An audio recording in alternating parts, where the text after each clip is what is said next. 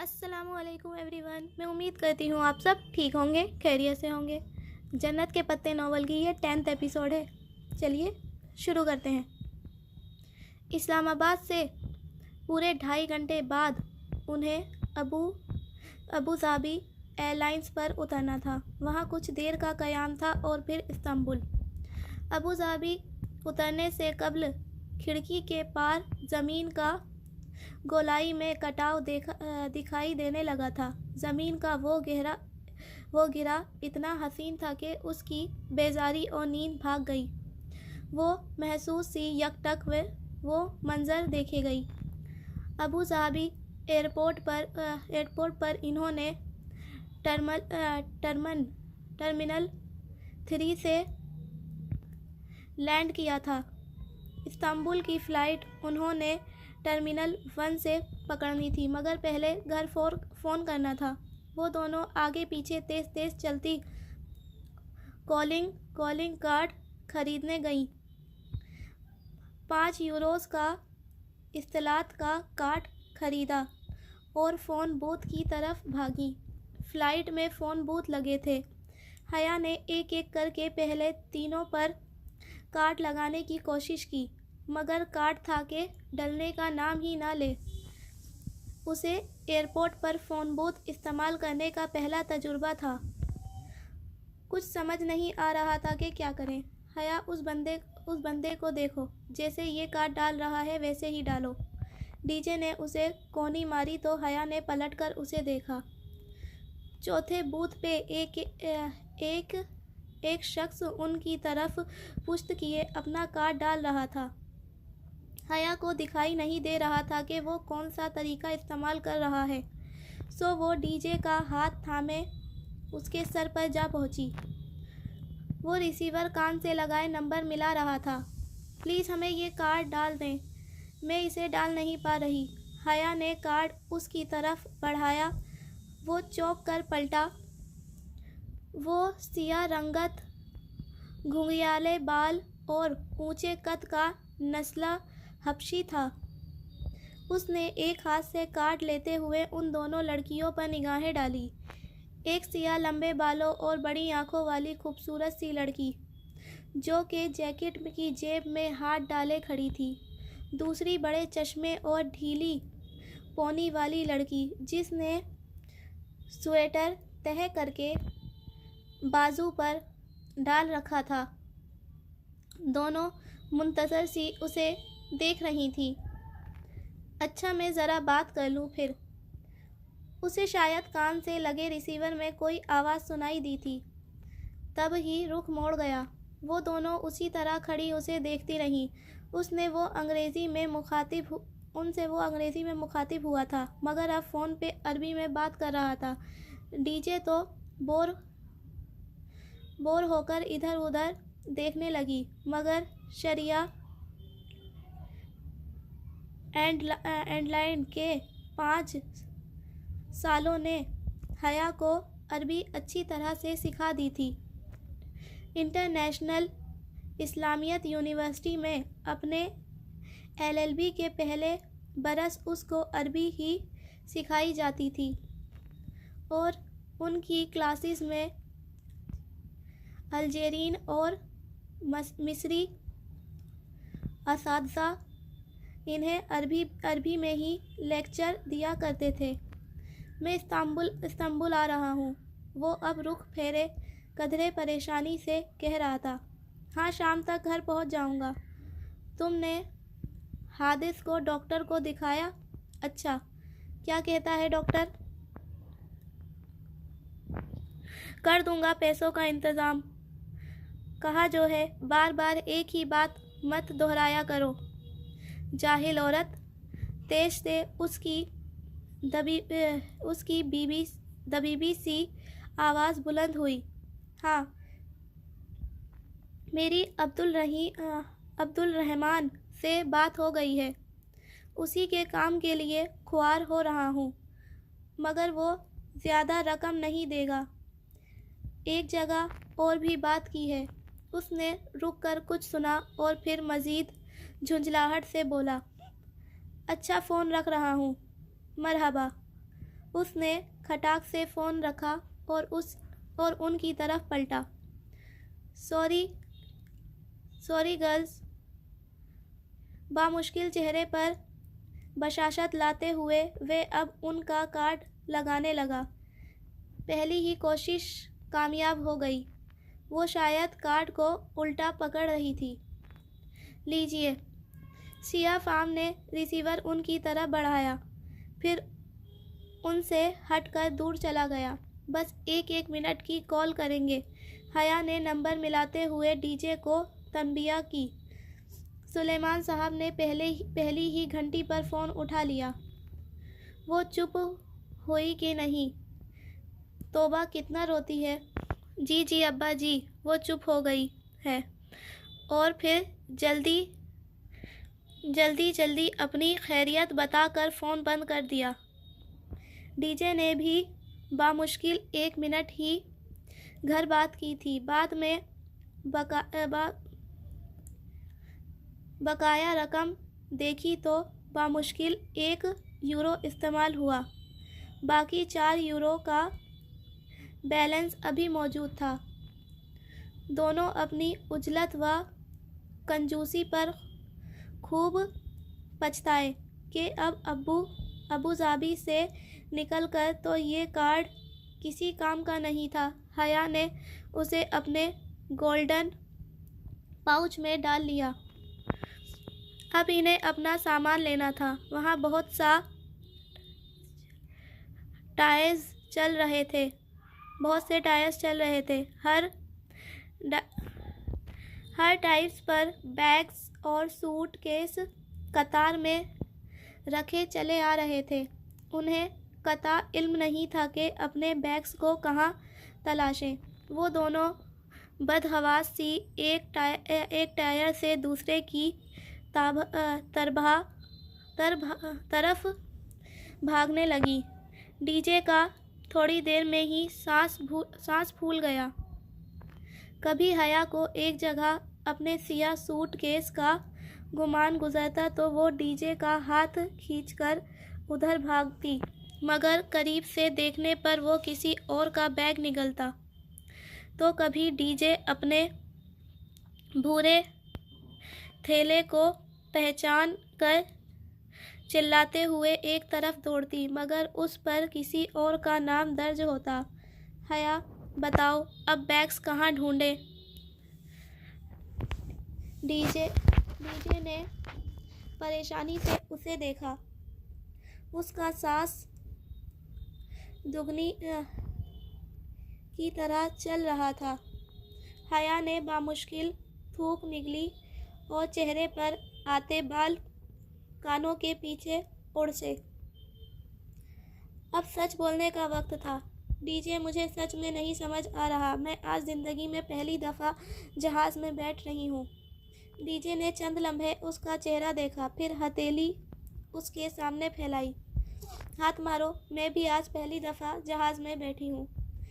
حیا نے زور سے اس کے ہاتھ پر ہاتھ مارا اور دونوں ہنس پڑیں۔ کافی دیر بعد ان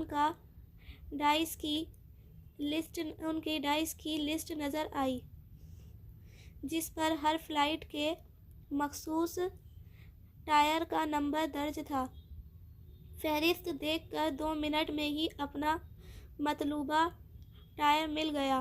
سامان لے کر حیا اتنا تھک چکی تھی کہ جب ڈی جے نے وہی ایک جگہ چمکتے فرش پر بیٹھنے کو کہا تو وہ اپنا سارا نخرہ اور غرور بالائے طاق رکھ کر ادھر زمین پر بیٹھ گئی۔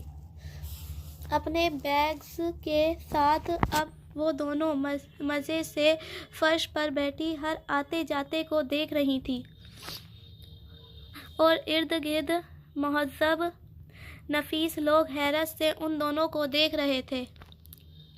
افا نور ٹرمینل 1 سے جو پروازان کو ملی، اس میں بھی عثمان شبیر ساتھ ہی تھے۔ اپنی داستان حیات فراموش کر کے وہ اب ان کی طرف متوجہ ہوئے اور ان کا انٹرویو کرنے لگے۔ کون ہو؟ کہاں سے آئی ہو؟ کیوں آئی ہو؟ ترکی میں ترکی میں کدھر جانا ہے؟ کیوں جانا ہے؟ سبانجی یونیورسٹی؟ انہوں نے اتنی بلند آواز میں دہرایا کہ اگلی نشست پر بیٹھی ترک خاتون نے گردن موڑ کر قدرے اونچا ہو کر ان کو دیکھا۔ سبانجی؟ اس سے آگے خاتون نے قدرے 27 سے چند الفاظ تک میں کہے جو حیا کو سمجھ نہ آئے۔ جو ابا عثمان شبیر نے اپنی بھاری بھرکم آواز میں کچھ کہا تو وہ خاتون قدرے گڑبڑا کر واپس رخ پھیر گئیں۔ آپ نے ان کو کیا کہا؟ حیا نے کڑی نگاہوں سے انہیں گھورا۔ کچھ نہیں، تم بتاؤ۔ یہ پاکستان میں والدین اتنے آزاد خیال کب سے ہو گئے کہ جو بچوں کو اکیلے ترکی بھیج دیں؟ اکیلے نہیں ہیں ہم، ہمارا پورا گروپ ہے۔ ہم 2 اسٹوڈنٹس ہیں اور باقی فیکلٹی ممبران ہیں جو 2 روز قبل روانہ ہو چکے ہیں۔ انہوں نے جیسے سنا ہی نہیں۔ خیر، اب اکیلی جا رہی ہو تو اپنا خیال رکھنا کہ اور پھر ان کا واضح ہو گیا۔ نماز پڑھا کرو، قرآن پڑھا کرو، پردہ کیا کرو، سچ بولا کرو، اللہ سے ڈرو۔ غرض ہر وہ بات جو اپنے بیٹے کی تربیت کے وقت انہیں بھول گئی تھی اب اچانک یاد آ گئی۔ حیا نے قدرے جھنجھلا کر رخ پھیر لیا۔ دوپہر 2 بجے کھڑکی کے اس حار نیچے، بہت نیچے، وہ پر فضو منظر پھیلنے لگا۔ مرمرا کا سمندر، اوپر بادل اور برف، یوں جیسے نیلی چادر پہ سفید روئی کے گالے تیر رہے ہوں۔ وہ اس منظر کے سحر میں کھوتی چلی گئی۔ جہان سکندر کا ترکی اس کے قدموں تلے تھا۔ یہ رکھ لو۔ پرواز اترنے کا اعلان ہونے لگا تو نہایت زبردستی عثمان شبیر نے اپنا وزٹنگ کارڈ اسے تھمایا۔ اس پر میرے گھر، سیل اور آفس کے نمبرز لکھے ہیں۔ کبھی کبھار میں گھر پر نہیں ہوتا اور کبھی کبھار میرا سیل بھی آف ہوتا ہے، لیکن آفس کے نمبر پر میں ہمیشہ ملتا ہوں۔ میری سیکرٹری کی فضولیات سے بچنے کے لیے ڈائریکٹ میری پرائیویٹ ایکسٹینشن ڈائل کرنا۔ وہ ہے 14 یعنی 14، کیونکہ میری اور پاکستان کی تاریخ پیدائش 14 اگست ہے۔ رکھ لو، ضرورت پڑ سکتی ہے۔ عثمان شبیر سے بامشکل جان چھوٹ رہی تھی۔ ان کو کبھی کال کرنا یا دوبارہ ملاقات کا تصور ہی حیا کے لیے سہانے روح تھا۔ پھر بھی ان کے اصرار پر اس نے اپنے سنہری پاؤچ میں وہ کارڈ دیکھے بغیر رکھ لیا۔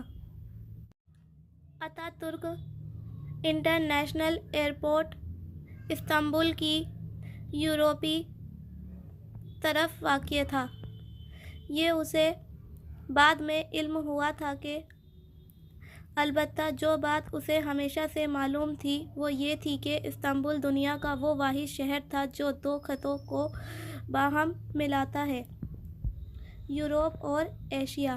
استنبول کے 2 حصے تھے، ایک یورپ کی طرف کہلاتا تھا اور دوسرا ایشیائی طرف یا اناطولین طرف کو۔ عرف عام میں وہ دونوں جب اپنے سامان کی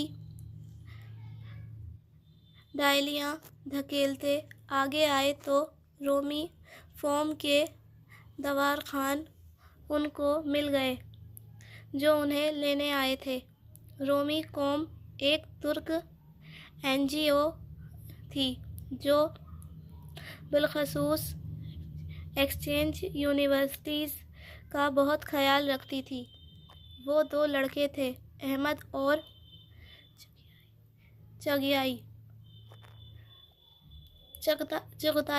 چغتائی نام تو ہمارے ہاں بھی ہوتا ہے، جیسے مسعود عبدالرحمن چغتائی، ہے نا حیا؟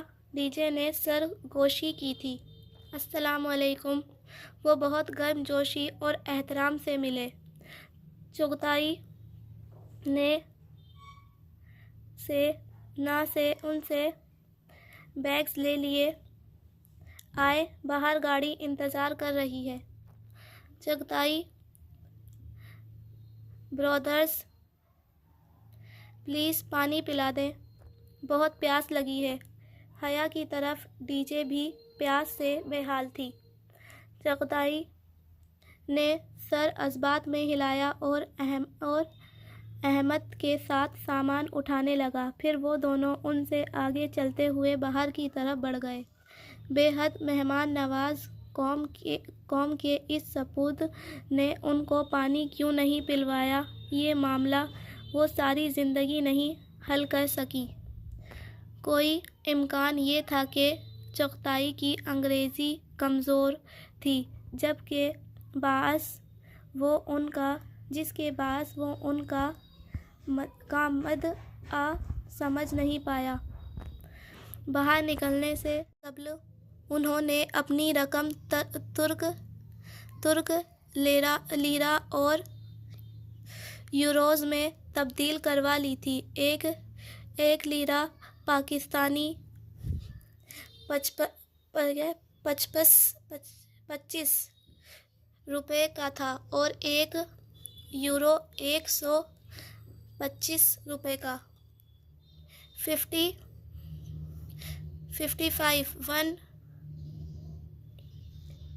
125 ڈی جے نے زیر لب کرنسی کی مالیت کا حساب لگاتی اور ان کی قیمت یاد کرے باہر آئی تھی۔ ایئرپورٹ کا دروازہ کھلتے ہی یک بستہ ہڈیوں میں گھستی خون منجمد کرتی لہر نے ان کا استقبال کیا کہ چند لمحوں میں حیا کے ہونٹ نیلے پڑنے لگے۔ یہاں مری اور ایوبیا کی سرد ترین ہوا اس سے بھی کئی گنا سرد ہوا چل رہی تھی۔ حیا نے بے اختیار بازو سینے پر لپیٹ لیے۔ وہ ٹھٹھرنے لگی تھی۔ اس کا سامان خاصا وزنی اور بے تحاشا تھا۔ دونوں لڑکے سرمئی رنگ کے ہائی ایس میں بیگز رکھتے رکھتے ہاپ گئے تھے۔ آپ واقعی صرف 5 ماہ کے لیے آئی ہیں؟ چغتائی نے سادگی سے پوچھا تو احمد نے موضوع بدل دیا۔ ہماری روایت ہے کہ جو بھی اتا ترک ایئرپورٹ سے استنبول آتا ہے، ہم اسے سب سے پہلے استنبول ابو ایوب انصاری کے مزار پر لے جاتے ہیں۔ اس سے اس کا ترکی میں قیام اچھا گزرتا ہے۔ احمد کہہ کر بیگ گاڑی میں رکھنے لگا تو ڈی جے نے سرگوشی کی، مگر حیا یہ تو ہم پرستی اور شرک۔ اس نے زور سے کوہنی مار کر ڈی جے کو خاموش کروایا، پھر اندر بیٹھتے ہوئے دبی آواز میں کھڑکا، میزبانوں سے اس سردی میں بحث کی تو وہ تمہیں یہیں چھوڑ کر چلے جائیں گے، پاگل! صبح تک منجمد ہو کر پڑی ہوگی اور آئندہ ترکی آنے والے سب سے پہلے تمہارے منجمد مجسمے کی رعایت کیا کریں گے۔